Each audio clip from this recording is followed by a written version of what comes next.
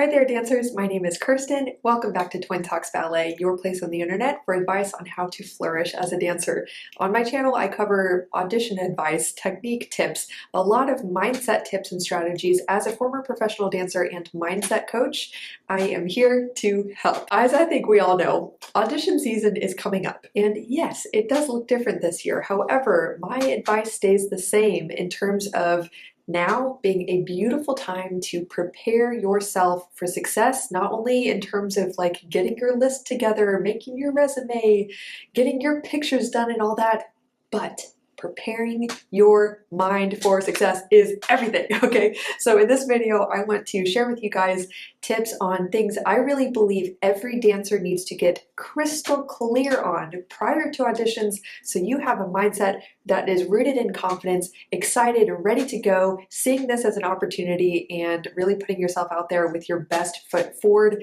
so that you can not only get the results you want, contracts, program acceptance letters, all the things, but you can leave audition season being like, wow, I'm really proud of what I did, and heck, I hope that you also enjoy the process. So stay tuned for all these tips. If you do enjoy it, please give it a thumbs up. I would really appreciate it. Okay, dancers, so the first thing I would encourage you to get crystal clear on before auditioning is what your strengths are and how you want to market them. In other words, we all know, what your strengths are in terms of technique, but also artistically, what makes you enjoyable to watch? What aspects of your dancing do you enjoy sharing? What is your personal spark as a dancer? What makes you different? Get really, really clear on these things, and then also take some time to think of how you are going to market those strengths. Okay, it's great if you have, rockin' technique and you have the ability to be artistic, but if you're not going that extra mile to know that you have the potential, you have the capability, but answering that question of how are you going to share that? How are you going to market that? To show it off so that it can be appreciated. Maybe you visualize yourself going into the studio and you have just this posture about you of confidence and ease. You have a smile on your face. As you dance, you go in there with the intention of showing off your artistry by making unique little choices about épaulement and musicality and what emphasis you put on what steps, if that is adaptable according to how they show the combination. What makes you different as a dancer? What do you think is beautiful about your own dancing? Now, I do want to acknowledge the very thing that often stops dancers from being honest with themselves about their own strengths. Because personally, when I ask my mindset coaching clients who are preparing for auditions and they want to feel confident going in, but they're insecure about their own abilities and they know that will mess them up when they go in, they're going to crack under pressure. So that's why we work together, so that they have a mindset of total confidence and even excitement to go out there and audition. Which is what several of my clients are working on right now. They're already preparing their audition mindset. And one of the things I often ask is, what are your strengths as a dancer? To which almost every dancer gets very uncomfortable to honestly share their strengths, because so many of us compare our strengths or qualify what our strengths are or what our weaknesses are compared to other people, not only in our classes, but on the internet. We feel like since there is a dancer out there who is better than us, we cannot say that we are good at something like extensions if someone else's extensions are higher. However, this frame of reference, I'm going to say, for the purpose of auditioning, and it can be a very tricky thing to get into comparisonitis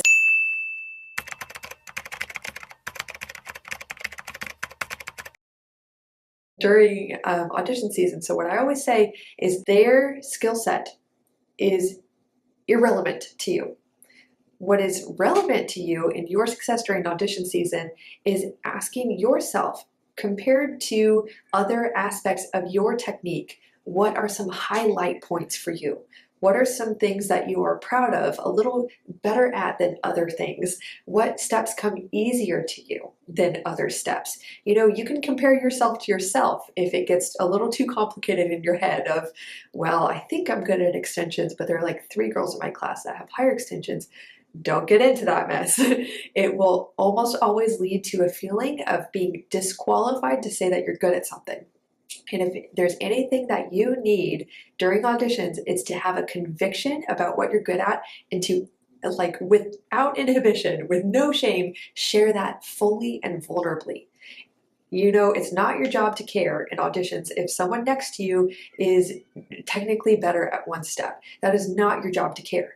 Who knows, if you are auditioning for a summer program, the beautiful thing about that is that dancer is probably being considered for a different level than you are. So you're not even in the same category. If you're auditioning for a company, you never know what kind of dancer they're looking for.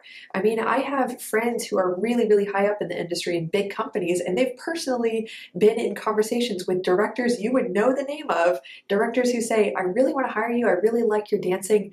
This season though, we're looking for a blonde who is about 5'2" to 5'4", and you have red hair. Like literally, I'm not making this stuff up. We never know what kind of dancer they're looking for. They might not be looking at you like, is she good or is she bad? It's, is she what we're looking for? So it's not even a personal thing. Okay, and now my cat has joined me. You're probably going to hear him in this video anyway, as you hear most, most of the time in my videos. Working from home, am I right? Just to finish up this point, I want you to get clear on these things. What are your strengths? What are the aspects of dancing that you enjoy the most? I want you to come up with a focus. I want you to really play up your strengths. Know that the mistakes are going to be in there. Every single person has some work to do. But if you're so fixated on what's wrong and how can you hide it, you will be putting your energy in the wrong direction. You know, so many dancers are going to be insecure, they're going to be nervous, they're going to be worried, they're going to be trying to hide their mistakes, and that dims their light. It prevents them from actually fully showing their strength. So even if you're not the best one in the room, like I'm pretty sure I've never been the best dancer in the room, but I've gotten some offers and I had some success during auditions. But if you go out there and you just have that light shining of like, you're excited to be there, you're confident, you're sure, the way you're dancing and standing and behaving is different, your facial expressions are different, you are more present, you're more relaxed, like that in and of itself is coming from your mindset. It practically changes the way you look and the experience you're giving people while they watch you, and it makes you stand out. So that's why I say technique isn't everything. It's important, it's very important, but it's not everything. Here's the second thing I want you to get clear on. I want to encourage you to get clear on what you want or are looking to get out of the programs you're auditioning for. Or if it's companies, what work environment or company or set of repertoire would you be excited to participate in? What would be a dream come true for you? And of course, like we all know that we're not all cut out to dance at ABT. That might not be happiness for all of us because our skill level just isn't at that point, and that is okay. That's very okay. You don't have to dance in one of the world's top companies for your career and your dreams to be valid or fulfilling. Remember that just as much as auditioners, you are welcoming them to look at you and test you out and wonder, okay, are you a good fit for our program? Are you a good fit for our company? You are allowed to, in a way, test them out just the same. You are allowed to pursue programs that you're excited about. Think of what qualities you were looking for in a program that would be exciting. And remember, the power is also in your hands to choose. If you're auditioning for companies, I would say don't just go out there just begging for a job, hoping that anyone will take you. I know that it's so easy to really get in that scarcity mindset of there's nowhere for me, I have to just take anything. But the more willing you are to just take anything, the more likely it is that you might end up in a place that you would be very unhappy dancing at. So remember that you have the power and authority to also test out, like in company auditions, you can go and be open to the experience, but you are also allowed to remember that you are a person who's in charge of your own life. And if you find the auditioner who happens to be the director a miserable person to work with, even in an audition, remember that you get to test them out just the same, and you get to say, I respect myself enough to not work for you, even if you were to want to work with me. Just remember you have that. And I say this tip just to reassure you that you do have autonomy and authority and power as a dancer. So often in this industry, we are kind of culturally conditioned, and we allow ourselves to be culturally conditioned and kind of playing along with the current status quo in the industry, we're kind of conditioned to feel powerless or to just accept that, we have to just take whatever we can get. But I really do believe that with a good attitude, with a good work ethic, with an understanding of your strengths, and also a good level of self-respect and integrity in your work, and a willingness to not put up with people who will not treat you well, or put up with programs who, it's not going to help you grow. I think the more empowering that is for you, and the more it'll allow you to make decisions that actually lead to your growth as an artist. The next tip I want to share with you is to visualize. This is so incredibly important to do because I think no matter what, we're all thinking of something. We all have some sort of picture in our head or like story we're playing out, like a movie in our minds of how auditioning is going to go.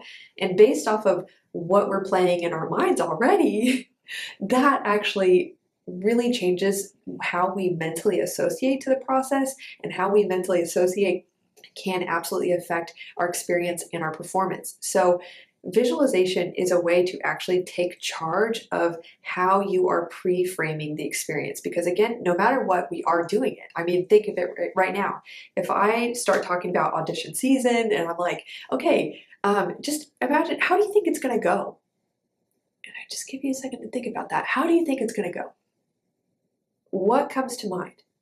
Is there a picture in your head of you like showing up, you pull up to the audition, and well, maybe not this year again, and there are all these girls who just look like way more talented than you, and there are 100 people in line? Or do you imagine yourself like filming your audition videos and getting so like frozen and just like afraid to send it out, frustrated after the 20th clip? What story is playing in your head? If it is not an empowering one, or no matter what it is currently, I want to encourage you to take charge of that by intentionally sitting down and just letting yourself daydream about how amazing it could be for you, how exciting it could be to meet other dancers. Visualize yourself walking into that audition with a smile on your face, ready to have a great attitude, just calm and confident, ready to get one of the first numbers in line, ready to stand up at the front. Even you can imagine yourself like kind of tripping out of a pirouette, but then just having a gracious smile at the end of it. You can imagine yourself making friends and smiling and laughing with some of the other dancers. You can imagine yourself just relaxed and giving one of the best performances that you have. Now, I really, really, really want to emphasize this point because it can actually train your mind to, once you get there, look for evidence as to why, like what information matches with how you've imagined it. It's called a bias. You can actually create a positive bias that helps your mind to sort for information that would be encouraging for you once you actually get there. Additionally, your mind can actually benefit so much from rehearsing a situation like an audition, because when you go out to audition or you're doing it over Zoom, whatever it is, if you've imagined yourself doing it before, your mind actually at a core level doesn't really differentiate between what's vividly imagined and felt and what's real. So it can actually make you feel very comfortable, like I've done this before, I know what I'm doing, I know how to handle it, no sweat, I've already experienced this.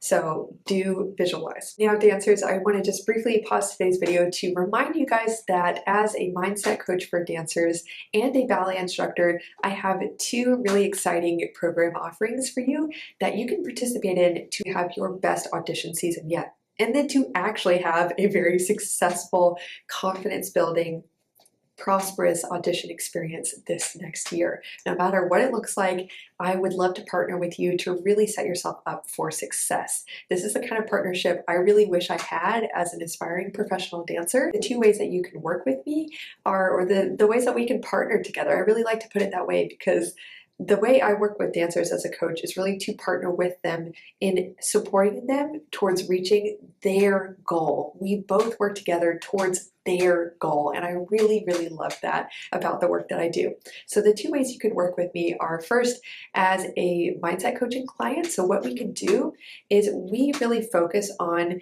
getting rid of the limiting beliefs, the insecurities, the fears, and the self-doubt, whatever mental blocks you're experiencing that are actively preventing you from performing at your personal best and being mentally well, mentally and emotionally well. So we can work together as in a mindset coaching partnership. I also specialize in helping dancers discern their next career steps. So I also help a lot of dancers through the transition of understanding, do they want to continue with ballet? Is this something that's right for them? Do they like it for the right reasons? And if yes, if they want to stay with ballet, what would need to change in their relationship with it? What would they need to let go of mentally and emotionally in order to make it healthy for them? Or if I help a lot of dancers decide if they would like to actually stop ballet, and I help them kind of resolve their relationship with ballet so they can leave it with excitement for their future and no regrets. Additionally, beyond mindset coaching, I also help dancers through the Mindset Movement Technique Accelerator program, which is a series of private lessons over Zoom where you and I not only go through your technique and I help you to make some shifts in your technique, in your placement, your muscular engagement, and also the way you mentally associate to certain steps so that you can actually dance with ease, dance with confidence. You can overcome limitations and frustrating trouble spots in your technique like turnout, extensions, pirouettes, maybe things that perpetually cause you to feel frustrated or insecure, or fill you with a sense of dread, like, oh, I don't want to do pirouettes and auditions because I always mess them up. We work on not only the technical side of your dancing so you could be confident in your abilities, but we also work on the mental side of these steps, like the mental blocks around things like pirouettes that actually have been habitually preventing you from being able to just do the pirouette with relaxation, with ease, with a clear slate in your mind.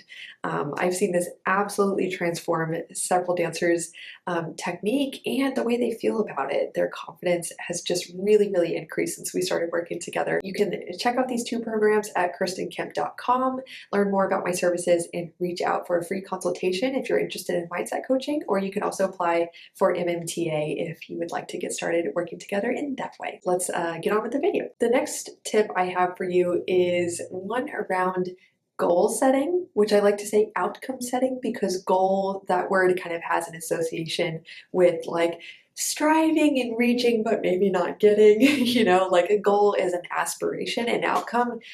I don't know about you, but to me it feels a lot more concrete, something that's objective, it's an outcome, it's measurable, you're gonna do it, So this tip is around setting an outcome for yourself that's actually in your control and it is achievable. The reason why I emphasize this is because having the outcome of getting the contract is naturally anxiety inducing for many dancers, because we all know that that last step of someone actually saying, yes, I want to give you the contract, or yes, I want to accept you into this program, it's their decision. It's in someone else's hands.